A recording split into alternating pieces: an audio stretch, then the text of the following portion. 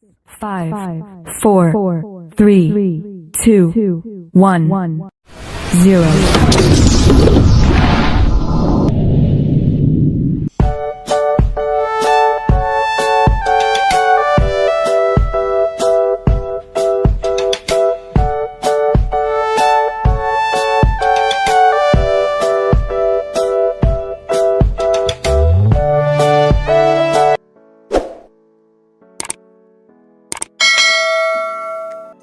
Halo semuanya, Assalamualaikum warahmatullahi wabarakatuh. Pada kesempatan kali ini, kita akan belajar pada tema 9, benda-benda di sekitar kita, subtema 2, benda dalam kegiatan ekonomi, dan kita sampai pada pembelajaran pertama. Anak-anak sekalian, sebelum kita mulai pembelajaran kita, jangan lupa untuk berdoa terlebih dahulu.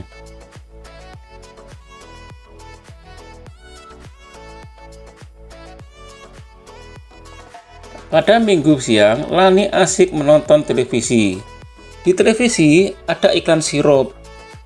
Lani terpengaruh iklan sirup di televisi. Lani ingin membuat es sirup. Lani kemudian meminta ibu untuk mengajarkan cara membuat es sirup. Saat hendak membuat es sirup, ternyata gula di dapur habis. Ibu lalu meminta Lani membeli gula di warung. Dengan senang hati, Lani membeli gula ke warung. Setelah membeli gula, Lani dan ibunya melanjutkan membuat es sirup. Dalam larutan sirup, terdapat dua penyusun larutan, yaitu air dan gula. Oleh karena itu, sirup termasuk zat campuran. Air dan gula sebagai penyusun larutan sirup merupakan zat tunggal. Itulah contoh zat tunggal dan zat campuran. Anak-anak sekalian, bagaimanakah perbedaan antara zat tunggal dan zat campuran? Untuk mengetahuinya, mari kita lanjutkan pembelajaran kita. Anak-anak sekalian, pada uraian tersebut, kami telah iklan dari televisi, yaitu iklan sirup. Iklan yang ditayangkan melalui televisi merupakan salah satu contoh iklan. Iklan elektronik adalah iklan yang penyebarannya menggunakan media elektronik.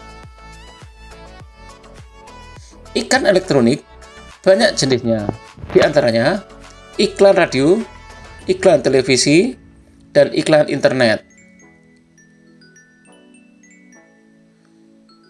Radio merupakan media auditif yang bersifat atraktif. Artinya, radio adalah media yang mengandalkan pendengaran untuk menyapa pendengarnya. Iklan radio memiliki karakteristik hanya dapat didengarkan melalui audio atau suara saja. Suara tersebut dapat berupa bunyi atau kata-kata manusia yang teratur, musik dan efek suara, atau suara-suara tidak beraturan maupun efek suara alam.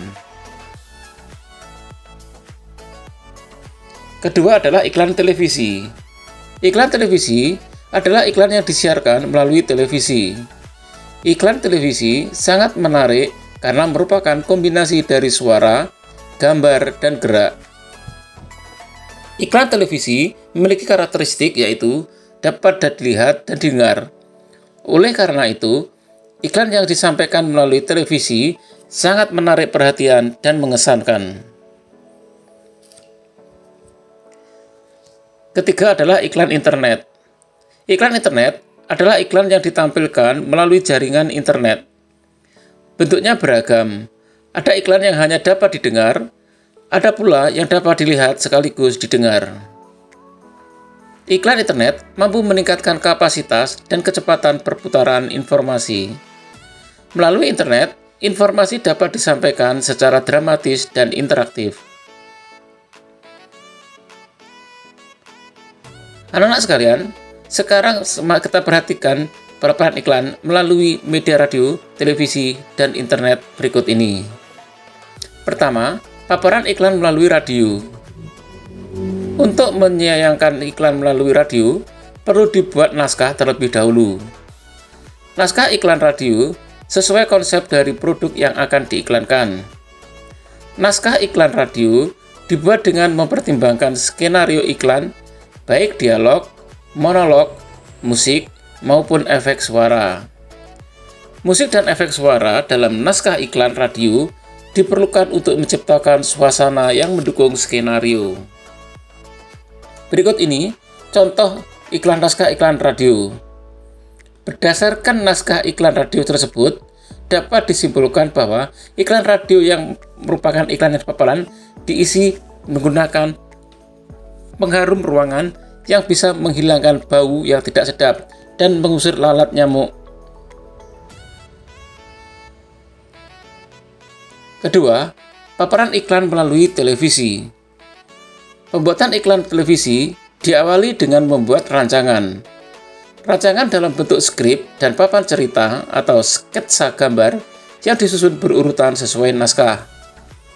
Setelah disetujui oleh pengiklan, barulah rancangan iklan itu dibuat di rumah produksi. Berikut ini contoh paparan iklan melalui televisi. Berdasarkan paparan iklan melalui televisi tersebut, kita dapat mengetahui isi iklan tersebut, yaitu cara memudah memanfaatkan mulut segar. Hanya dengan permen karet dan mulut segar, ilmu akan seperti sesekar seperti menggosok gigi. Ketiga, paparan iklan melalui media internet. Berikut ini salah satu contoh iklan yang dipaparkan melalui internet. Iklan tersebut merupakan iklan internet jenis banner. Iklan internet jenis banner yaitu iklan pada papan iklan mini yang tersebar pada sebuah halaman web. Isi iklan internet tersebut adalah menawarkan produk makanan. Produk makanan yang ditawarkan adalah mie instan dengan merek Yummy Mie. Mie instan ini dapat dinikmati saat sibuk atau saat santai, baik sendiri maupun bersama teman-teman. Yummy Mie merupakan makanan cepat saji yang enak jika dinikmati saat masih hangat. Suasana pun akan semakin hangat dengan ditemani Yummy Mie. Anak-anak sekalian, kamu telah memahami berbagai jenis bentuk iklan elektronik. Salah satunya iklan televisi. Sekarang pilihlah iklan televisi, kemudian tuangkan kembali dengan diiklankan dalam televisi yang kamu anggap menarik dan dalam bentuk gambar iklan. Buatlah gambar yang semenarik mungkin, seperti yang dilakukan Udin dan teman-temannya. Udin dan teman-temannya selesai menggambar benda menarik yang diiklankan melalui televisi. Secara kebetulan, Udin, Siti, dan Edo sama-sama menggambar minuman. Udin menggambar air putih yang dikemas dalam botol. Siti menggambar minuman ringan manis. Edo menggambar secangkir kopi. Berikut ini gambar orang air mineral dalam kemasan botol yang digambar oleh Udin. Air mineral merupakan materi berbentuk cairan. Air mineral termasuk zat tunggal yang berupa senyawa. Air mineral tetap memiliki rasa dan bau. Air sangat penting bagi kehidupan manusia. Manusia membutuhkan 8 liter air mineral dalam satu hari satu malam. Air mineral Aquada membantu kita membentuk kebutuhan tubuh akan 8 liter air. Berikut ini gambar minuman yang digambar oleh Siti.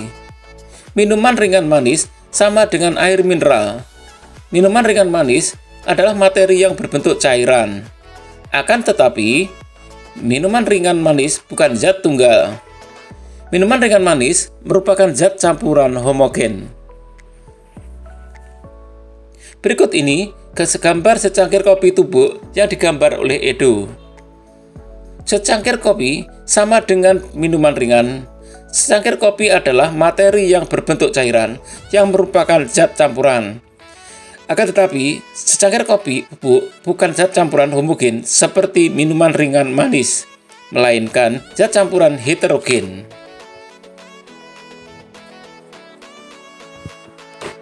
Anak-anak sekalian, kamu telah belajar tentang materi, zat tunggal, dan zat campuran. Lalu, apa sebenarnya materi, zat tunggal, zat campuran itu? Materi adalah setiap objek atau segala sesuatu yang menempati ruang dan mempunyai massa. Banyak jenis materi di lingkungan sekitarmu, misalnya air, batu, pasir, tanah, kayu, besi, emas, plastik, dan oksigen atau udara.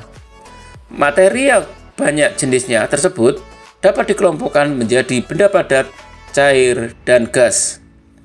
Berdasarkan komponen penyusunnya, materi dibedakan atas zat tunggal dan zat campuran.